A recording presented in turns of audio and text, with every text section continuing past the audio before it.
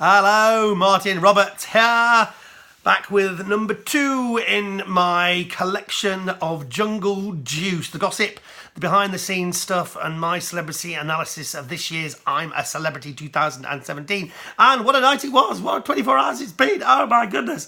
You've got to say, this show certainly gives value for money, doesn't it? It is an amazing entertainment show. I'll never forget when I saw the show as it had been transmitted when I came back home, and after a few weeks, in fact it was months actually, I finally got around to plucking up the courage to watching it. The way that they produced the opening segments and the title sequences with those big letters, coming up, previously on I'm a Celebrity. It's real big Hollywood stuff. It's fantastic. But yeah, what a 24 hours, eh? Sensational stuff with Jack Maynard, of course. And it's going to be interesting to reflect on how that affects the camp, because one of the things that you forget is that there is absolutely no contact with the outside world when you're in the jungle. For instance, when you're taken off to do the challenges, the Dingo Dollar Challenge or the Bush Tucker Trials, you do meet production crew. Okay, so you meet a cameraman, a director, a researcher who take you to the various places where you do those things. And I'll talk more about how that all works in the next few days. In terms of how the actual Dingo Dollar Challenges actually work and how the Bush Tucker Trials actually work. A bit more behind the scenes stuff for you. But when you meet these people, they don't talk to you other than say, do this, do that. So you've got no idea. You know, you say, what's it going like? How's the show going? People watching, is it interesting at home? What do people think? Well, they're so determined that you don't know anything about the outside world and sort of reality, is that their watches have all got black tape on them, so you can't actually know what time it is. The only indication you get to know what time it is when you hear early in the morning Ant and Dec shouting, I'm a Celebrity, get me out of here, because their camp is actually relatively close. Close enough that when they shout that, you can actually hear it. So that's your wake-up call, and then you know that the programme back in the UK has started. Because that's in the morning Australian time. So, that's your sort of wake-up call, and you have to get out of bed, get yourself ready, and then you know that about an hour later, Ant and Dec are going to turn up in camp. But yeah, anyway, back to the show. Last night's show. Wow, well, Amir pulling it out of the bag. Did you think he'd do it? I think he genuinely hadn't seen the show, right? And so everything was a bit of a shock, but he's now getting the importance of those food things, right? And it is, until you're there, you don't realise how important the whole food thing is.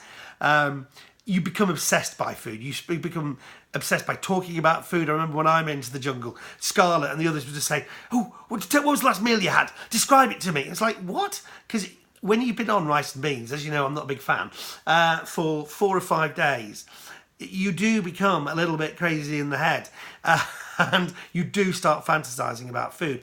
So if you watch and think, they seem to be a bit obsessed about this whole food thing, they're not, right? It is all you do. It's the primary focus of your day. Because apart from going out and doing the trials, and not everyone got to do that, the only thing you've really got to look forward to is breakfast, lunch and dinner. And, you know, if the stars aren't being brought back in, or the meal tickets aren't being brought back in, then actually you are eating rice and beans for breakfast, and you're eating rice and beans for lunch, and you're eating rice and beans for dinner. And just that really gets you after a while. Now, we were really lucky that lots of people came home, Adam especially, didn't he, getting so many stars, so we actually ate quite well. But, you know, I think the reality of eating rice and beans is starting to set in, and you can see that certainly last night. But I'm loving how all the relationships are developing. I'm loving the relationship between Stanley and Toph. That is just a relationship made in heaven, isn't it? It's just absolutely priceless. But just thinking about the person who is me, I think some names have been revealed of who they're going to be. I think a chap called Ian Lee and a Scottish politician are going to be doing my job. But at the moment, they are still locked into a hotel room in Australia. And you're not told how many days it will be before you're in. So you're just sitting there waiting and waiting and waiting. And yes, you've got food, but you've got no contact with the outside world. But it's all part of this process of trying to get you so wound up that by the time you get into the jungle, you know, you are absolutely ready for action. And oh boy, things happen, as you might remember.